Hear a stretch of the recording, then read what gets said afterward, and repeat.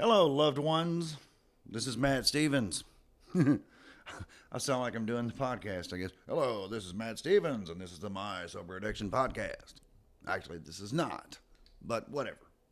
This is just me doing one of my little one offs that I do like to do on YouTube or whatever. Anyway, so many people these days are trying to manifest money, they're trying to get rich. Now, I'm not naive. I understand that money is necessary. That we do have to have money so that we can do things with it. But the problem is when I just want to manifest $1,000,000. For what? You see what I'm getting at?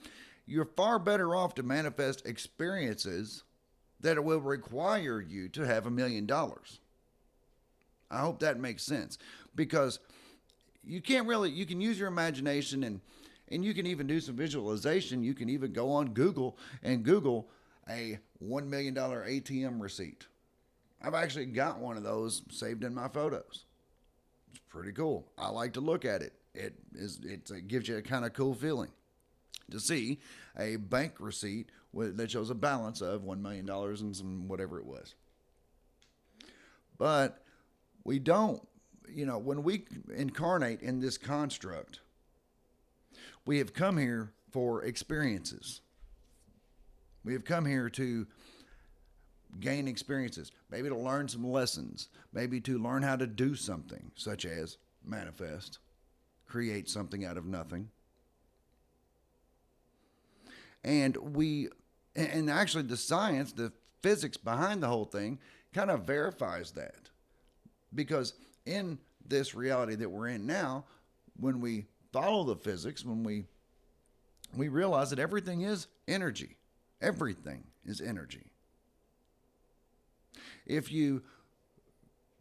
like in Itzhak Bentov in the Stalking the Wild Pendulum. He's referring to if we had a super microscope and we zoom in on and he's talking about the human body. Well, at one point we zoom in on a bone, and at some point it just looks like bone. But then when you zoom in a little more, you keep zooming in, eventually you're going to see a crystal structure of atoms. And these atoms are forming bone material. I am not a scientist. But the point is, as you keep zooming in, you realize that this atom is mostly empty space. That it does have a nucleus in the middle, and then they do have electrons whipping around, and depending upon how many electrons there are and at what distance and all that good stuff, how it determines what this is an atom of, be it an atom of, I don't know what, hydrogen or an atom of iron, just for example. But if you keep zooming in on this atom, just keep zooming in, you realize how much empty space between those electrons and that that nucleus there are. It's pretty amazing. It's like, wow, this atom is really just empty space. So then you continue zooming in on that nucleus, and eventually at one point you will find that all that nucleus is an oscillating field of energy. This isn't a theory. This is real deal. So we realize that that an atom is mostly empty space. But what is actually there is just an oscillating field of energy. So there's really nothing there. Nothing solid, nothing that is material. So what's the point of that? Well, it mostly just explains to us how all of this is energy. Everything is just energy. And it all vibrates at a certain level depending upon what it is. And the purpose of that, I believe, if we're looking at the grand scheme of things, the purpose of this realization about there really is nothing there is to show us how something is created from nothing. It's right there on our microscopes. Physics has pretty much, well, I mean, this has all pretty much been proven. So the lesson that we can take from that is, yes, something can absolutely be created from nothing. But I mean, obviously there has to be some energy there, but that's fine. Energy is neither created nor destroyed, so energy is already there. It just must be manipulated. So with your consciousness, you can manipulate energy. You can create things from nothing. You can cause things to happen. And that's rather amazing. And I believe that's a big reason why we're here, to learn that little fact, that little tidbit, and then put it into action. And you may as well go ahead and have yourself an amazing life, right? But manifesting $1 million, okay, sure, that would be nice. But what are you manifesting it for? It's a whole lot better to manifest experiences that are going to require you to have that much money. What kind of car do you want to drive? Where do you want to live? You want a beach house? That's going to require a lot of money, right? And those are the things that we need to be more focused on manifesting, our experiences in our life. I hope that makes sense. I've used the term, like somebody wants to be a poet, a professional poet, and do that. Well, it's just a state of being. Just, I am a poet. Then what do you got to do? Well, just start writing poetry. Do what poets do.